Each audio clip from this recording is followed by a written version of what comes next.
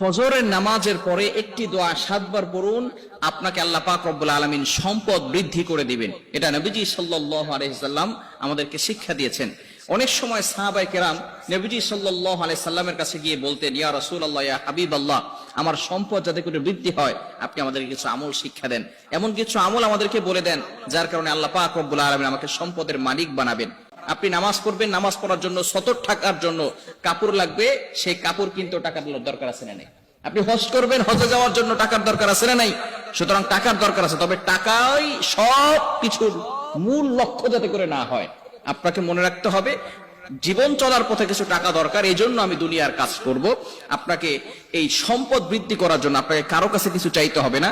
নবীজি সাল্লাল্লাহু আলাইহি ওয়াসাল্লামের শিখানো একটি আমল যদি আপনি ফজরের নামাজের পরে পড়তে পারেন, নবীজি সাল্লাল্লাহু আলাইহি ওয়াসাল্লাম জানিয়ে দিয়েছেন, এমন কিছু দোয়া আমাদেরকে শিক্ষা দিয়েছেন যে দোয়ার বদৌলতে আল্লাহ পাক রব্বুল আলামিন ওই বান্দার সম্পদ বৃদ্ধি করে দিবেন। প্রতিদিন ফজরের নামাজের পরে ছোট্ট একটি দোয়া পড়বেন 7 বার, বিসমিল্লাহি আলা দীনি ওয়া নাফসি ওয়া ওয়ালাদি ওয়া আহলি ওয়া মালি।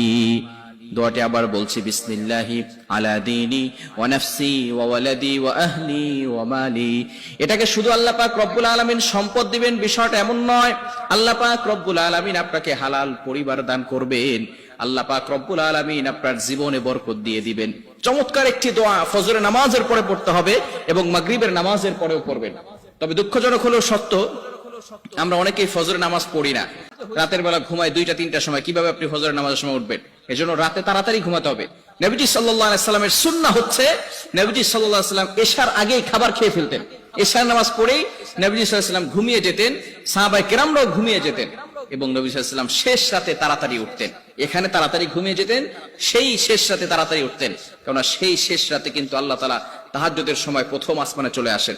বুখারী শরীফের ভিতরে হাদিস এসেছে, নবীজি সাল্লাল্লাহু আলাইহি সাল্লাম জানিয়ে দিয়েছেন, তাহাজ্জুদের সময় রাতের শেষ অংশে আল্লাহ তাআলা প্রথম আসমানে এসে বান্দাদেরকে ডাকতে থাকেন, আর আল্লাহ পাক রব্বুল আলামিন বলতে থাকেন, কার কি লাগবে আমি আল্লাহর কাছে চাও।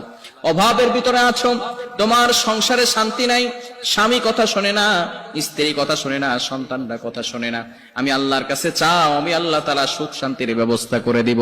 সম্পদ লাগবে, আমি আল্লাহ সম্পদের ব্যবস্থা করে দিব।